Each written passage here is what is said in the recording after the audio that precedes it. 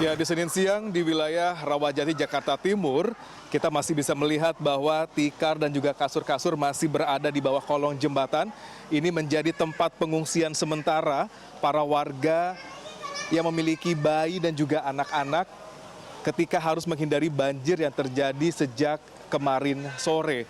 Dan kalau tadi saya berbicara dengan beberapa ibu yang ada di sini, mereka sudah mulai mengungsi itu sejak jam 2 pagi hingga siang hari ini.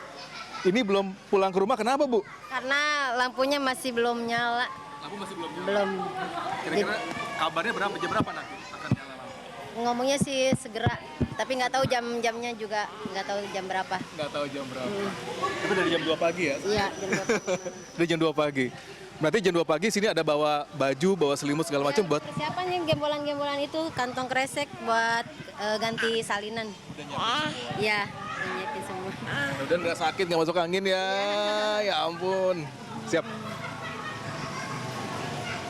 Dan ini tempat pengungsian buat anak-anak dan juga untuk bayi dan juga balita. Kita akan lihat bagaimana sebenarnya nanti situasi di rumah mereka yang memang hingga Senin siang ini masih belum juga hidup listrik ataupun hidup lampunya.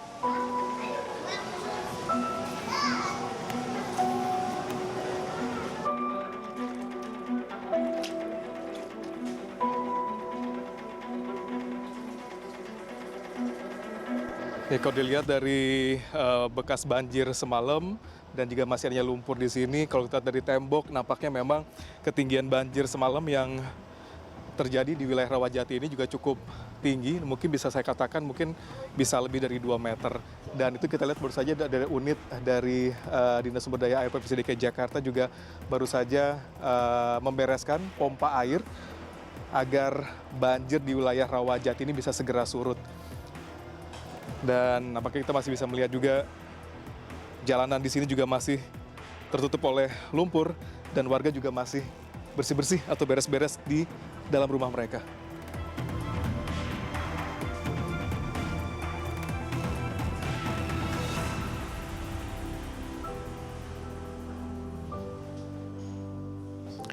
Dan sekarang saya berada di rumah Ibu Eva dan menurut Ibu Eva memang soalnya nggak keburu buat itu Bu ya, buat nyelamatin barang ya?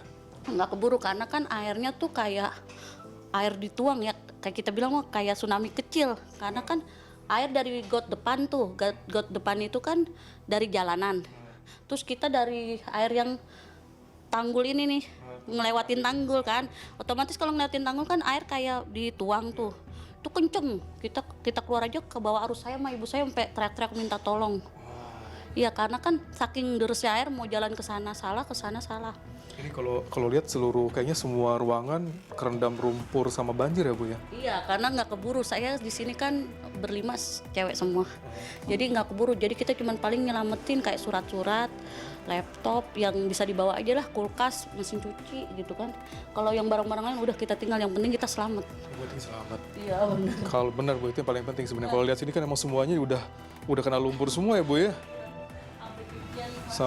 Jantung. Masih semuanya. Berapa meter semalam Bu ininya? Kalau kita diri di sini ya, ini mah ada 2,5 meter. 2,5 meter semalam? Iya, bukan semalam ya, kemarin. Nah, kemarin. Terus kan ditambah hujan, jadi surutnya lama. Nah, ini kayaknya juga baru aja hidup lampu ya Bu ya? Udah dipastikan aman nih berarti ya untuk listrik ya? Berarti Cek dulu Mas. Nah, soalnya kalau nggak dicek dulu takutnya dulu waktu 2012 tuh kan nggak dicek dulu kebakar kan. Iya. Karena warganya ribut kan. Semoga Pemprov segera bikin pintu air yang jalanan yang di sana kan dia butuh pintu air tuh yang got dari air jalanan yang pas banget jembatan buat nyebrang itu yang kali. Jadi kita tuh sekarang dikepung dari sono, dari got, dari sini juga, jadi kita posisi di tengah-tengah udah kayak mangkok. ya itu dia situasi di Kampung Rawajati, Jakarta Timur.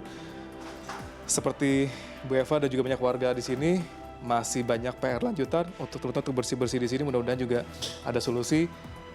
Hujan boleh, tapi tidak banjir. Harapan warga seperti itu. Dan ada solusi yang lebih tepat dan juga cepat bagi warga.